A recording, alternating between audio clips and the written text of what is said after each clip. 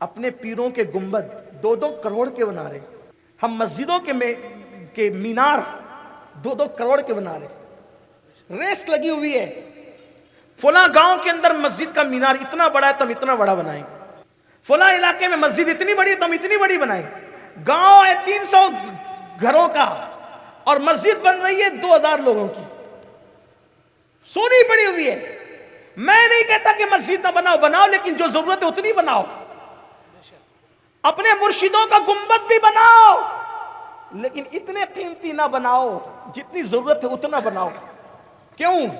اس لیے کہ اب بھی تمہارے معاشرے میں بہت سی بچیاں ایسی ہیں جن کی شادی کے لیے پیسے نہیں ہے، وہ سسکیاں لے رہی ہے۔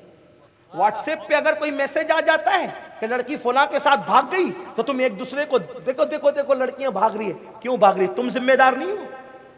جب وہ بغیر شادی کے پڑی ہوئی تھی گھر میں سسکیاں لیتے ہوئے، کس نے اس کی خبر لی؟ کس نے اس کی مدد کی؟ کوئی مدد نہیں کی۔ اب درد بھری باتیں جلسے میں کرتے ہو، منافقت کرتے ہو۔ اگر ہم مدد کر دیتے اس بچے کی تو وہ کسی غیر کے ساتھ بھاگنے کی شوقین نہ تھی۔ تم نے اس کو تو بہو نہیں بنایا نا، کیونکہ تم تو بہو بنانے نکلتے ہو تو مالدار ڈھونڈتے ہو، تم بہو بنانے کے لیے نکلتے ہو تو دولت ڈھونڈتے ہو، مال ڈھونڈتے ہو۔ کبھی سوچا کسی غریب کی بیٹی کے سر پہ پلو ڈال دوں گا، مالدار جہیز دے کے بھیجے گا، غریب دعا دے کے بھیجے گا۔ جہیز ختم ہو سکتا ہے لیکن غریب کی دعا کبھی ختم نہیں ہو سکتی، نسلوں تک اس کا اثر رہے گا۔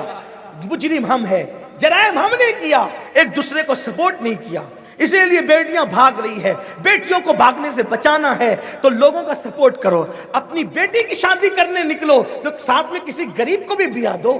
اپنے بیٹوں کی شادی کرنے نکلو تو مالداروں میں ڈھونڈنے کی بجائے غریبوں کی بچیوں کو ترجیح دو۔ مالداروں کے گھر تو کوئی بھی چلا جائے گا لیکن غریب کے سر پہ کوئی پلو تو ڈالے۔ کوئی جوان ایسا تو ہے کہ یہ سوچے میں بیوہ کی بیٹی سے شادی کروں گا، میں کسی غریب کی بیٹی سے شادی کروں گا۔ یاد رکھنا کسی غریب کے دل سے جو دعا نکلے گی اللہ تمہاری نسلوں کی تقدیر کو بدل دے گا، اس لیے کہ دعائیں تقدیر بدل دیتی ہے۔